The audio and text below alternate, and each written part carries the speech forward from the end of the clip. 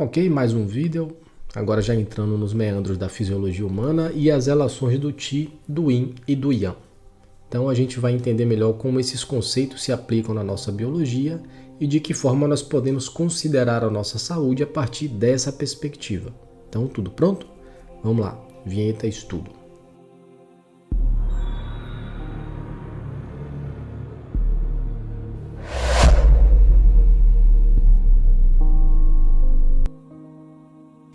Então, partindo do pressuposto que você já está íntimo dos conceitos do Qi, do Yin e do Yang, eu vou desconsiderar qualquer revisão sobre o assunto, mesmo porque você pode revisar o vídeo antecedente sempre que você tiver dúvida. Então, seguindo com o conteúdo, nós vamos aplicar esses aspectos da existência nas relações fisiológicas de nossa biologia. E um primeiro ponto de reforço, porque a dedução é óbvia se você compreender o último vídeo, é que quando a medicina tradicional chinesa se refere ao Qi, no que tange nosso sistema, pode ser desde os aspectos mais físicos do sistema até os fenômenos mais sutis. E dito de uma outra maneira, o conceito pode referir-se desde o corpo físico, como nossos órgãos e vísceras, quanto pode referir às nossas emoções e disposição. Ou seja, assim como a unha que você corta é um tipo de Qi, sua alegria e sua raiva também são tipos de Qi. A única coisa que muda é a agregação e a função. Ou seja, existem múltiplas variações fenomênicas dessa energia vital no nosso sistema biológico. Algumas coisas eu vou explicar mais de uma vez e mais de uma forma para assegurar que você consiga entender. Isso porque são modelos de percepção da realidade que fogem do espectro comum de nossa cultura. E isso pode dificultar o entendimento. Por isso, eu acho que vale o esforço. O Qi salvo e assegurado, passemos então para o Yin e o Yang. Como você bem sabe, são dois aspectos de uma mesma entidade que, somadas às suas relações, viabilizam a ideia de vida na condição biológica. Sendo assim, são as interações funcionais do Yin e do Yang que permitem que o Qi se manifeste de uma maneira ou de outra. Você vai entender isso melhor no decorrer das exposições. Mas guarde que esse princípio serve tanto para a fisiologia quanto para a fisiopatologia e etiopatogenia. Digo de como o Yin e o Yang se comportam no organismo. Bom, Yin e Yang são atributos relativos. Não existe nada totalmente e inexoravelmente Yin, assim como não existe nada totalmente e inexoravelmente Yang. O estado transitório e relativo de algo é que se caracteriza como Yin ou como Yang. Exemplo, considerando que Yang é quente e Yin é frio, o clima de Curitiba em relação a Salvador é Yin, mas se eu comparar Curitiba com o Polo Sul, o clima de Curitiba é Yang. Mas claro, é impossível, né? Então, não existe nada integralmente e inexoravelmente Yin ou Yang. E de que maneira isso se aplica ao nosso sistema? E aqui, a priori, eu vou falar da fisiologia humana. Essencialmente, toda manifestação Yin refere-se à estrutura e toda manifestação Yang refere-se à função.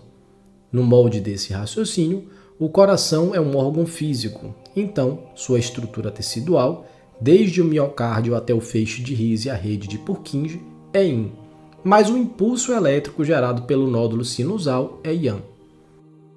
Seu fígado, seu estômago, seu pâncreas, seu intestino são estruturas Yin, mas a força metabólica para tornar uma molécula biodisponível para o meio interno é Yang. Somando um segundo nível de complexidade, hormônios são moléculas, por isso são de características Yin. Mas há hormônios que ativam o sistema, como as catecolaminas, fazendo deles um hormônio mais Yang, e há hormônios que inibem o sistema ou induzem a um estado hipofuncional, fazendo dele um hormônio mais Yin, que é o caso da prolactina, da melatonina e do GABA, que é o ácido amino butírico, que no caso é o neurotransmissor. Mas além de estrutura e função, nós podemos atribuir outras características interdependentes e intercomplementares das representações Yin e Yang no nosso organismo. Exemplos: Yin é estrutura, Yang é função, como eu havia dito. Assim como Yin é estaticidade, Yang é movimento. O Yin é interno, o Yang é externo. O Yin é recolhimento, o Yang é expansão. O Yin é frio, o Yang é calor. O Yin é inatividade, o Yang é atividade. E de que serve isso para avaliar a condição do sistema?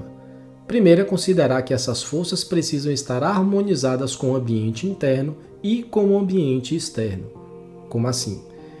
No ambiente interno, elas precisam ser proporcionais ao seu propósito. Um exemplo, o sistema digestivo ele precisa estar Yang, porque é uma atividade metabólica. Mas o seu sono ele precisa ser Yin, pois é uma condição que demanda repouso, recolhimento e estaticidade. Então, o Yin e o Yang precisam ser forças equilibradas no sistema e funcionarem de forma harmônica, consoante com as necessidades do meio interno. Nem muito Yin, nem muito Yang, tudo sob medida. Assim como o Yin e o Yang deve ser condizente com o ambiente externo. Exemplo, de dia o sistema deve estar ativo, predominantemente Yang. Do mesmo modo, no verão e na primavera.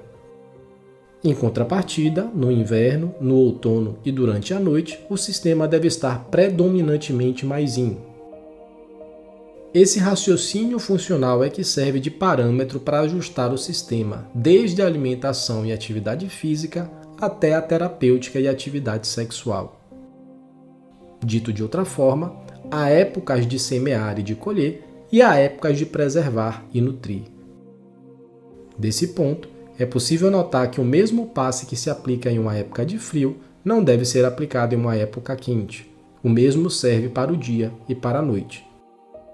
É a particularidade de cada sistema, esteja ele em desequilíbrio ou esteja ele rígido, que vai determinar as necessidades de cada indivíduo. Porque somos que nem os dedos de nossas mãos. Somos todos semelhantes, mas não somos iguais. Chamemos isso de individualidade biológica.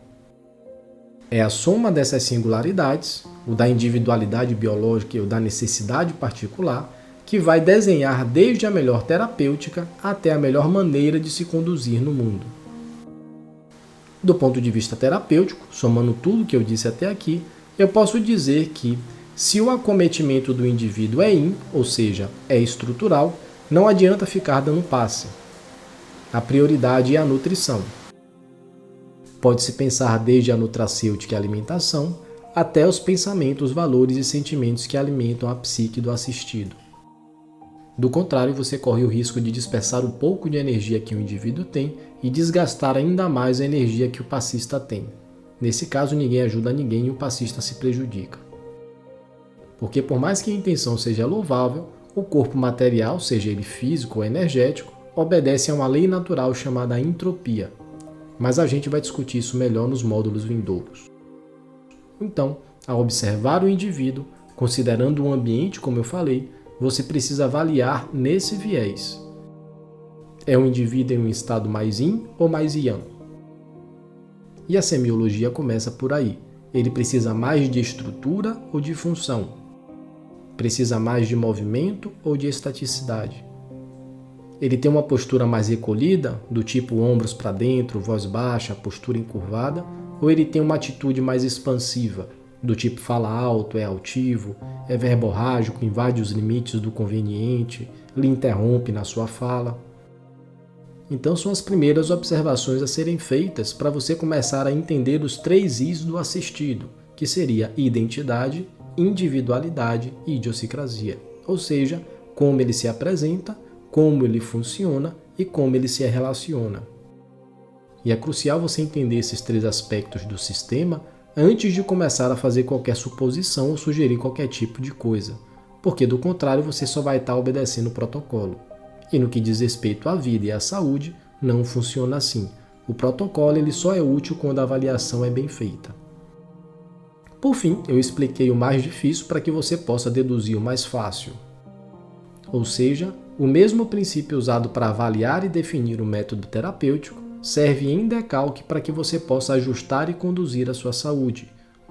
Falo da sua alimentação, das suas atividades, incluindo a física e a sexual, das suas relações, sejam elas íntimas, sociais ou profissionais, dos seus pensamentos, dos seus sentimentos, das suas emoções, do seu sono. Então são atividades que são harmonizadas e consoantes com esse princípio do Yin e do Yang. Lembre que para responder isso você deve considerar o meio interno e suas funções, assim como deve considerar o meio externo, como as estações do ano, o ciclo circadiano, as fases da lua, além de outras coisas como a sua idade, o seu gênero, o seu temperamento. O segredo é que tudo está centralizado nos 3 Is, tudo depende da singularidade de cada sistema. Por isso, o autoconhecimento é crucial, porque nem sempre o que funciona para um, funciona para outro.